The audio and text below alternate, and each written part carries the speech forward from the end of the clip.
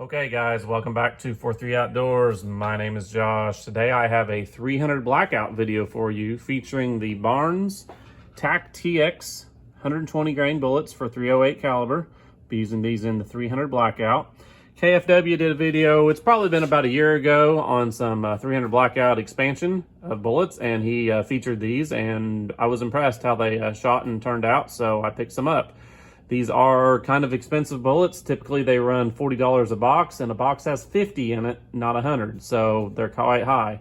Last week, after Black Friday, kind of midway sale week, they had these on sale for about $31.99, something like that on Midway, so I picked up 2 boxes. So that brings it about 62 cents a bullet at a sale price, and then they typically are about 80 cents a bullet on an everyday price. So I looked up the load data on Barnes' website and recommending using H110. Their load data suggested 16.5 up to 17.5. And I loaded some up yesterday and took some test shots with the Magneto Speed chronograph to get me some velocities. And today we're gonna just shoot some without the chronograph and see how they do. So our components today, we'll be using some 300 blackout Starline brass. We'll be using some Federal number 205 small rifle primers. We'll be using the Hodgdon H110 powder, and like I said, these bullets. Going off the load data, the cartridge overall length was 2.250. The cartridge base to ogive was roughly 1.510. My first bullets I loaded of 16.5 grains come up just a little bit short. It was about 2.245, and then I adjusted the rest. Here are the velocities that we got yesterday. The 16.5 come in at 21.18 average, 17 grains come at 21.71, and 17.5 come in at 22.27. Our standard deviations were just a little bit higher than I like it. However, the 17 grain come in really good at 7 and 14 feet per second extreme spread. And here are the groups. And I made a note that this was shot with the Magneto Speed strapped to the barrel. So it's a heavier barrel. It shouldn't affect the harmonics too much. And these bullets do have a crimp groove on them. However, shooting these in the bolt action, I did not crimp them. So I'll show you the bullet here. It's a good looking bullet. It's a lead-free bullet, 120 grain. It's pretty good size for 120 grain. It's very aerodynamic. It has a pretty high BC of 0.358, I believe. So out of this 300 blackout for a like hunting application, 200-300 yard shots, probably very possible. So that's something I would like to do with this once we get a good shooting group at 100 yards, is stretch this thing out a little bit, maybe 200 or 300 yards. So let me clear this paper off here, and I'll show you the groups we shot yesterday. Here's my target from yesterday. The shots were not centered with the target because I didn't know where my zero would be with this. The last round I have shot through my rifle was the Hornady Sub X hunting bullet, and I had it zeroed for it. And however, the first group I shot was 16.5 grains. My point of aim was here, and the 3 shots I shot landed up here. That is a 1.134 inch group. So, you know, we're just over 1 MOA. So once I realized where those hit, I dialed down 1 mil, and then I aimed at this one for my 17 grain target. And we hit over here, and we shot a 0.840. And like I said, this was had a standard deviation of 7, extreme spread of 14. So pretty tight numbers there. So after I shot it, I dialed left just a little bit, and then I re-aimed for 17 grains up here, and we shot our best group at 0.757. So that's currently where the rifle is zeroed. So I'm gonna load up, I think the 17 grain load again, and I think we'll reshoot it. We'll load up 4 or 5 rounds and go out and then go from there. So let's move over to the bench and load up. Okay, like I said, we're gonna be loading with Hodgdon H110 today, and I think I'm gonna start out with 17 grains. We got our scale warming up here, and I think I'm gonna load up 5 rounds, and we're just gonna load this with Lee Scoop onto the powder measure. We'll get 5 pieces of our Starline brass, primed with our Federal 205s, sized, all ready to go.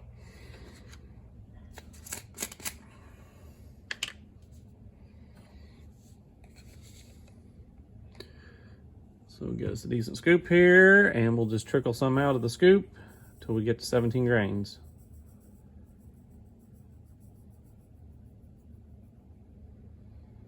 The This is a very fine powder. My Lee Perfect Powder Measure will measure it, but it does leak out. So for just loading up a few rounds here today, we're just gonna do it this method. 16.8, give it a bump, 17 grains. Let it sit there a second. And we'll bump the pan a couple times, make sure that's where we're at. 17, 17.1. So we're kind of a heavy 17.0. So I'm gonna just take just ever so slightly out of it. And I'm happy with that. Take your funnel, pour it in. Make sure we tap all the powder out of the funnel. And we'll set it back in our loading block here. We'll do it again 4 more times here. I'll do another one on camera. Kind of awkward with the camera in front of me. Get my hand out of the way. 16, 16.9, 17.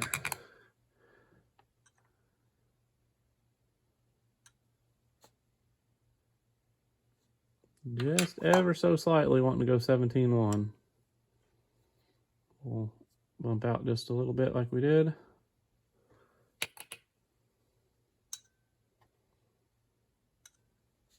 There, I'm happy with that. So we'll take a second round, put our funnel in it.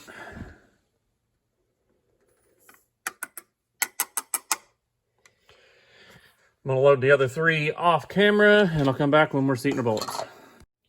Okay, we got our 5 cases all charged. We'll jump over here to the Lee Classic Cast Press. We have our seating die set up from yesterday, so we shouldn't have to do anything.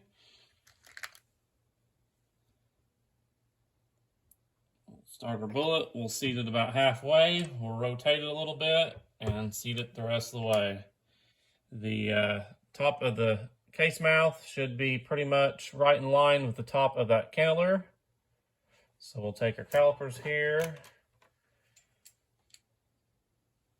zeroed out. We have the 308 bullet bushing in it. And this is coming in about 1.513. Flip it around, and we're at 2.250, 2.251, right in that area. So there's a little variance there. We got 2.250, but that's where we're going to leave it. Go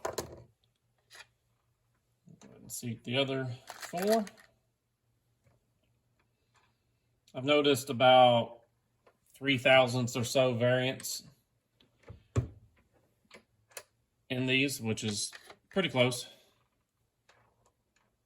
This is more of a tactical / hunting bullet, not necessarily meant to be a match bullet.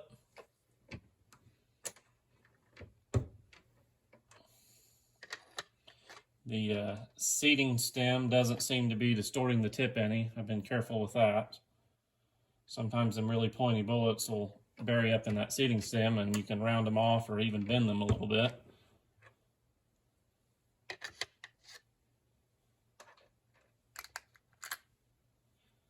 And our last one. So check a few more of these here real quick. See where the others came up with, how consistent we are. And we are at 1.514.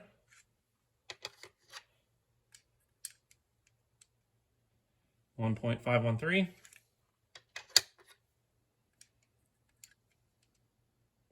1.513,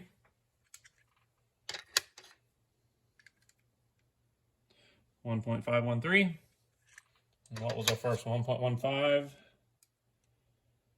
Now it's coming up 1.514. So we're all within a couple thousandths. That'll work.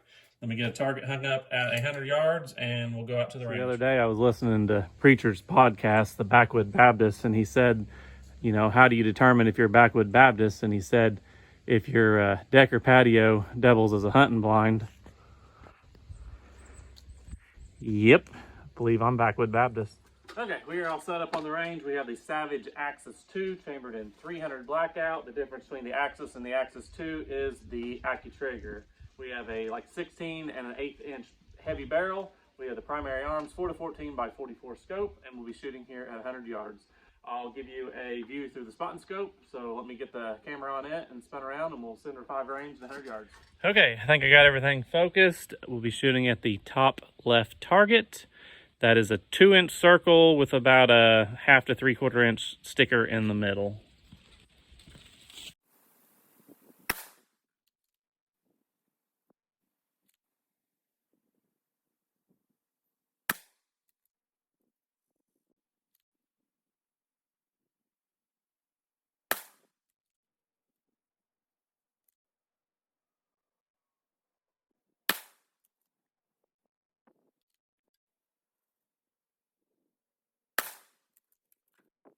Walking down here to the target, I'll show you the pond. The pond is extremely low. The post that's painted white has a black line there about 2 foot above the dock, and that's how low it is. That line, when it's full, should be even with the top of the dock. So I've got kind of measuring marks there, but it's down below all them. But it's around 24, 25 inches low. Haven't had a lot of rain really this fall at all. So it'll stay pretty low in the winter, and it'll fill up in the spring like it does every year. So okay, we are up at the target. I believe the 4th shot was the one that went low. If we delete that, we have a 3/4 inch group, and with the entire 5-shot group, we are at 1.2, I think 0.6 it was. I'll put a picture on the screen here, but not too bad. I adjusted down just a little bit on the scope. I need to go just a little bit more right. So I think I'm gonna load up 17.5 again, and we'll shoot it. Okay, I went in and loaded 5 with 17.5 grains, and that is the max charge listed on the load data. And my only concern with that, right now I don't see any signs of pressure from yesterday, but we are also in the 40-degree range. If you was to shoot that 17.5, you know, in 80, 90-degree weather, might be something to consider on pressure. So we'll keep an eye on that today. But let me get the camera set up, and we'll shoot another 5 at 100. Okay, I think I'm in focus, so we're gonna go at the bottom left dot. I may make a couple click adjustment to the right, see if we can center this up just a little bit.